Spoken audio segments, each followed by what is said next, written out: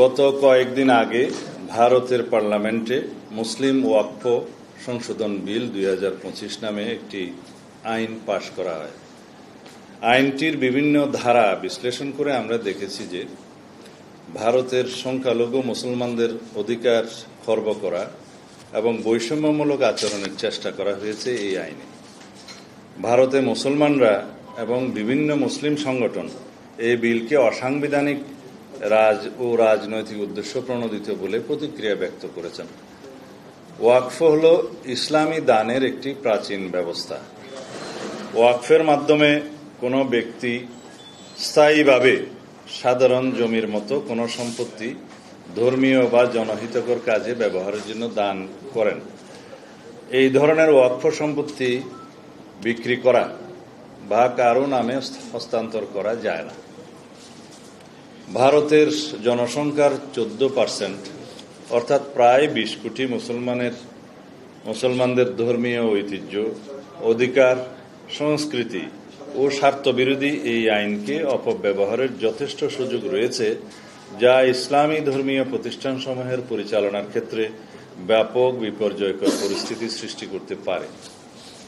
ভারতে ওয়াকফ বোর্ডগুলোর অধীনে প্রায় 10 লক্ষ একর সম্পত্তির মধ্যে অধিকাংশই ব্যবহৃত হয় মসজিদ, মাদ্রাসা, কবরস্থান ও এতিমখানার মতো জনকল্যাণমূলক কাজে।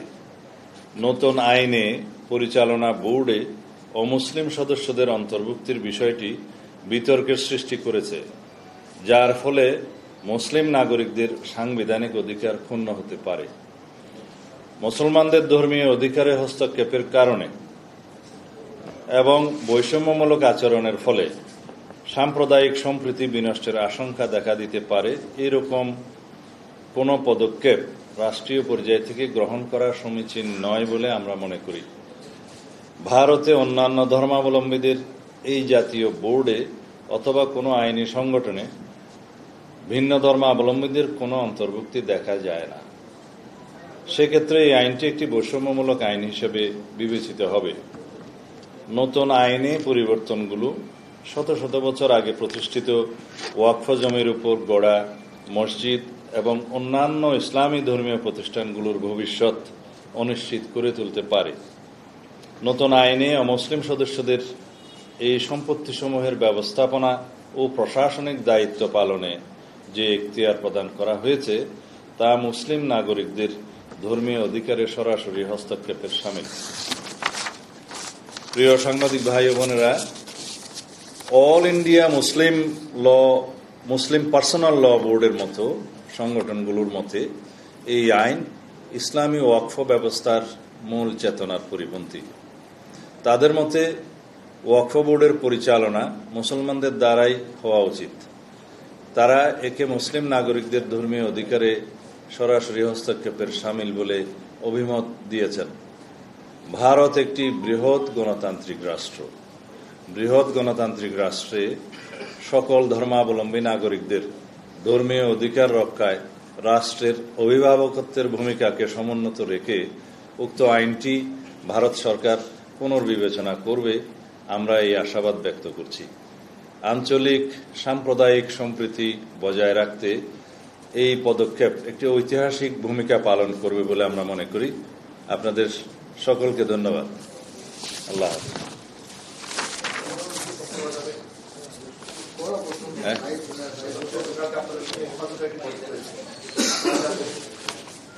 এটার উপরে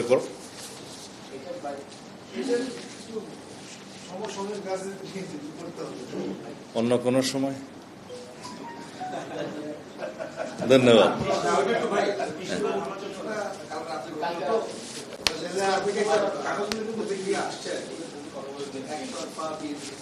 এটা আবার বলবো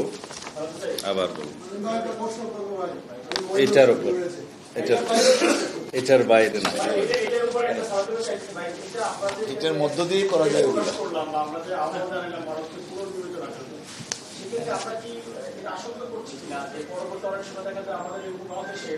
কোনো একটি মামলার ক্ষেত্রে আমাদের বাংলাদেশে কোনো একটি মামলার ক্ষেত্রে ভারতের রেফারেন্স বা অন্য দেশের রেফারেন্স আমরা দিই অনেক সময়, এটার প্রভাব বাংলাদেশেও পড়তে পারে কিনা উপমহাদেশের আইন বাস্তবতায়, এই কারণে কিনা আমরা এখানে শেষের দিকে এটা ব্যক্ত করেছি যে আঞ্চলিক সাম্প্রদায়িক সম্প্রীতি বজায় রাখার পদক্ষেপ নেওয়ার জন্য। কারণ ভারতের যে কোনো রকমের এইরকম অস্থিতিশীল পরিস্থিতি যখন সৃষ্টি হয়, সাম্প্রদায়িক সম্প্রীতি বিনষ্টের মতো কোনো পরিস্থিতি সৃষ্টি হলে সেটার প্রভাব বাংলাদেশেও এসে পড়ে। সেই জন্য আমাদের এখানে উদ্বিগ্ন হওয়ার এটাই একটা কারণ, যাতে আঞ্চলিক সাম্প্রদায়িক সম্প্রীতি বজায় থাকে এবং কোনোভাবে যেন এটার প্রভাব আমাদের এই ভূখণ্ডে এসে না পড়ে। আমরা তো প্রেসের মাধ্যমে জানাচ্ছি আজকে,